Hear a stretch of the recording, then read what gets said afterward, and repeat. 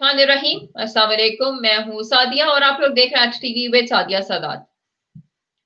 हर दफा की तरह मेरा आज भी जो एक मौजू है वो बहुत अहम है और आज के जो प्रोग्राम के अंदर हम एक तारीखी केस को डिस्कस करेंगे।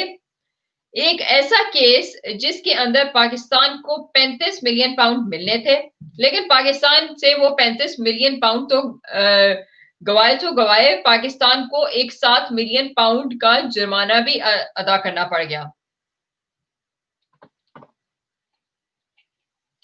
बिस्मिल्लाहिर्रहमानिर्रहीम, अस्सलाम वालेकुम। मैं हूं सादिया और आप लोग देख रहे हैं आज टीवी विद सादिया सादात।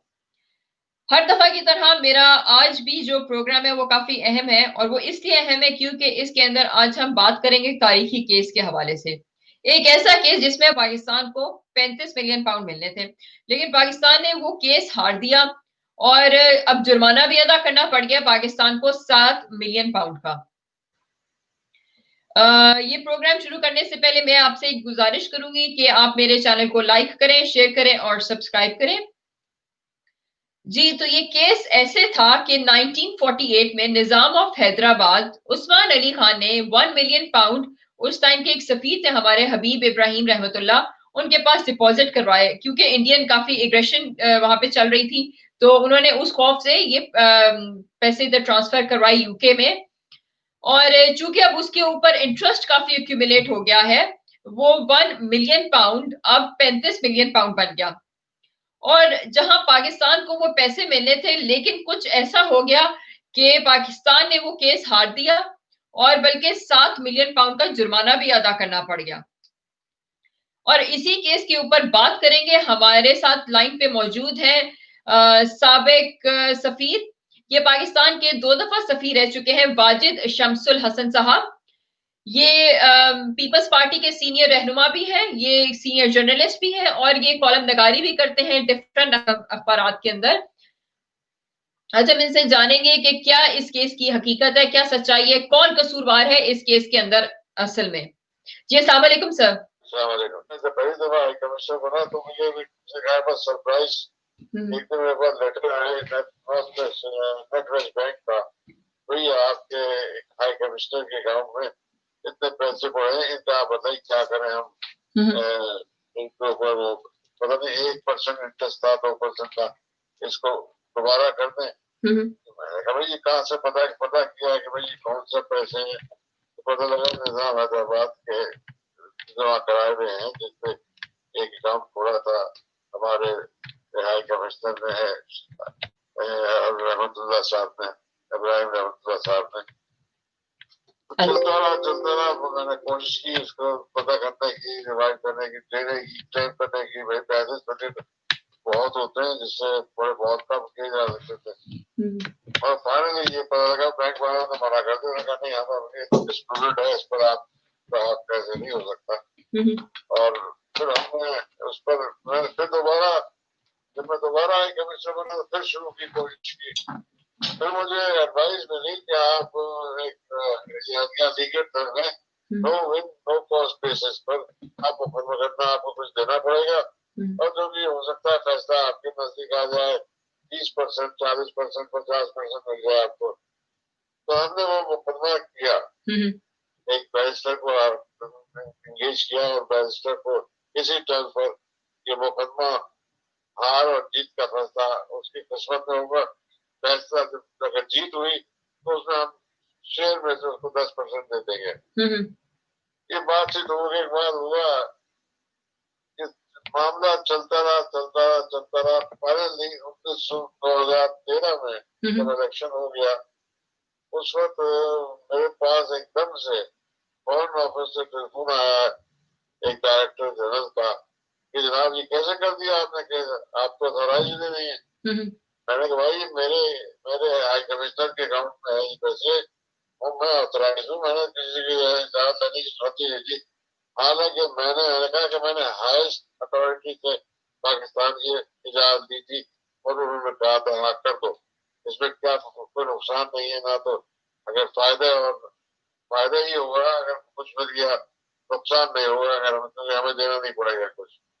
ये सब चीजों के बावजूद उन्होंने कहा कि नहीं जी आपने ये तो बायलेटरल इशू है, अच्छा। मैंने कहा भाई ये बात सुने, मैंने कोई दो या तीन दफा मैंने कहा कोई 4-4, 5-5 सफे के डॉक्यूमेंट्स भेजे हैं आपको। अच्छा। और मैंने पूछा है क्या करना चाहिए, क्या पोजीशन है इनकी, किसी ने नहीं कहा कि बायोलेटरल है।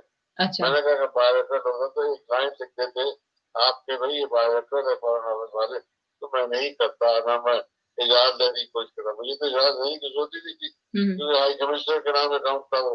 अच्छा। तो उन्होंने कहा नहीं जी आप जो है यहाँ पे बड़ा गलत काम किया है, आप जो है इसको विड्रॉ कर लें और आप जो है मैंने कहा मैं विड्रॉ तो कर लूंगा, मगर जिस लॉयर को बैरिस्टर में आपने हायर किया है उसको कंपनसेट करना पड़ेगा, क्योंकि हम विड्रॉ कर रहे हैं, वो विड्रॉ नहीं, वो तो विन और नो कॉस्ट के बेसिस पे किया है उसने। अच्छा। साहब उन्होंने कहा नहीं साहब विड्रॉ कीजिए, इंसिस्ट किया। तो मैंने कहा आप मुझे लिख कर भेजिए, टेलीग्राम भेजिए कि मैं एडवाइस की जाती है कि मैं विड्रॉ कर लूँ। अच्छा। उन्होंने एडवाइस की, मैंने विड्रॉ कर लिया।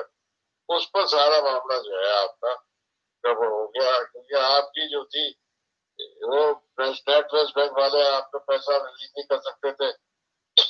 जी जी रिलीज इसलिए नहीं करते थे जी। तो उसमें डिस्प्यूट था, निजाम वाले भी थे और दूसरे लोग भी थे। नहीं सर, आप मुझे थोड़ा सा पहले ये बताएंगे कि ये जब जो एक सॉवरेन इम्यूनिटी थी, जब आपने खुद से वो केस पुट अप किया, तो क्या वो सॉवरेन इम्यूनिटी खत्म नहीं हो जाती है फिर? मैंने सॉवरेन इम्यूनिटी को नहीं किया, बल्कि उन्होंने हमारी गवर्नमेंट ने किया। अच्छा। मैं तो मुकदमा लड़ रहा था, ठीक है। गवर्नमेंट ने कहा कि आप विड्रॉ करें। अच्छा अच्छा। तो हमारी गवर्नमेंट की, हमारे फॉरेन ऑफिस की गलती थी और हमें विड्रॉ नहीं करना चाहिए था। अच्छा। क्योंकि हमें उसमें कुछ ना कुछ जरूर मिलता, क्योंकि हमारा क्लेम बड़ा सॉलिड था और मुख्तलिफ औकात में यही जजेस और कोर्ट वाले। मतलब आपका ये कहने का मतलब है कि ये केस आप लेके चल रहे थे और आप एज जो पाकिस्तान के एज अ हाई कमिश्नर आप वो केस फाइट कर रहे थे और आपके पास सॉवरेन इम्यूनिटी थी, लेकिन जब गवर्नमेंट ने इंटरफेयर किया और उन्होंने कहा कि नहीं आप ये अपना विड्रॉ करें और हम एक क्लेम, अपना नया क्लेम डालेंगे, तो तब वो सॉवरेन इम्यूनिटी खत्म हो गई। बिल्कुल खत्म हो गई। जब उन्होंने विड्रॉ किया तो वो इम्यूनिटी खत्म हो गई, और इम्यूनिटी खत्म होने से बहुत सारी पार्टीज आ गई सामने। जी जी इंडिया वाले आ गए, इंडिया वालों से बहुत पता है, इंडिया वालों को हम लोगों ने खत लिखा था कि भाई हम ये पैसा पड़ा हुआ है, इसका हम ये क्लेम करना चाहते हैं, तो आपका कोई है क्लेम? तो यहाँ के हाई कमिश्नर जो थे उन्होंने कहा नहीं हम हमारा कोई ताल्लुक नहीं से, आप रहे थे, हम कुछ नहीं चाहते इसमें। ठीक है। सब जो हुआ इम्यूनिटी जो आपने वेव की, तो उसके बाद सारे प्रॉब्लम क्रिएट हो गई। फिर आपने इम्यूनिटी वेव की, फिर आपने हमारी वकील थी बैरिस्टर शेरी ब्लेयर, ठीक है, टोनी ब्लेयर की बेगम। अच्छा। आपने गवर्नमेंट ऑफ पाकिस्तान ने पता नहीं किन साहब को वकील कर लिया। अच्छा। सारा चक्कर जो था भी ये सारा फॉरेन ऑफिस के अंदर और दूसरी जगह हमारी गवर्नमेंट में लॉयर्स की लॉबी की बात थी कि कौन चाहता था कि हम करें, कोई चाहता था हम करें, पैसे का नहीं। तो सर जब ये सॉवरेन इम्यूनिटी खत्म हुई तो आपके ख्याल में कि वो तो पाकिस्तान के लिए बुरा एक इटसेल्फ एक बहुत बुरी चीज हो गई, लेकिन उससे पहले कभी कोशिश की गई कि किसी तरीके से ये मामला जो है वो दोनों पार्टीज के दरमियान में हल हो जाए, या आउट ऑफ कोर्ट जिसको कहते हैं आउट ऑफ कोर्ट सेटलमेंट के लिए कभी कोशिश की गई? आउट ऑफ कोर्ट हम इसलिए नहीं कर सकते थे क्योंकि नेट बेस से हमारा झगड़ा चल रहा था। अच्छा। बैंक से। ठीक है। और कोई और इंडिया वाले नहीं थे उसमें। अच्छा। इंडिया वाले बाद में दाखिल हुए।